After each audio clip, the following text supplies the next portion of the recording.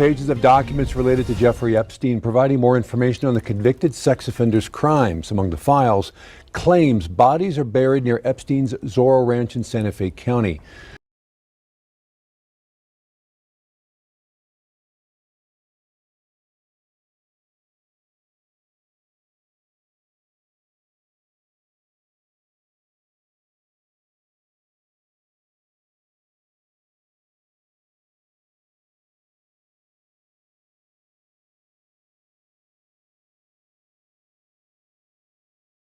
Pages of documents related to Jeffrey Epstein providing more information on the convicted sex offender's crimes. Among the files, claims bodies are buried near Epstein's Zorro Ranch in Santa Fe County.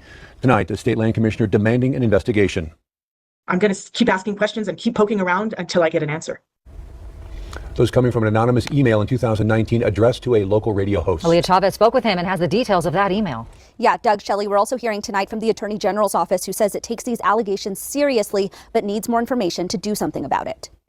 Eddie Aragon says it was early in the morning in November 2019 when he got this email from someone claiming they were a former staffer at Zorro Ranch. Writing, "Did you know somewhere in the hills outside of the Zorro, 2 foreign girls were buried on orders of Jeffrey and Madam G. Both died by strangulation during rough fetish sex." I got the email. I was startled. The emailer says they had 7 sex videos, including some with minors, but never actually sent the footage, asking Aragon for digital currency Bitcoin. Approximately at that time, Bitcoin was worth about $8,000. They wanted to exchange 1 Bitcoin for the videos that they had in possession. Aragon says he didn't know what to do with the email, so he sent it to the FBI. I've since referred to the FBI on a number of other things, and I've never heard back from them on anything. Fast forward 6 years later, the DOJ released Aragon's email as part of the Epstein files. Matters. I think that New Mexicans need answers. I think the victims need answers. That's what prompted New Mexico Public Lands Commissioner Stephanie Garcia Richard to send this letter to the Attorney General and the U.S. Attorney's Office Tuesday, asking them to thoroughly investigate this disturbing allegation regarding the referenced burials. We need to get to the bottom of really what happened in New Mexico. She says she was horrified to learn in 2019 that our state was still leasing lands around Zorro Ranch to Epstein's company. I canceled the leases at that time.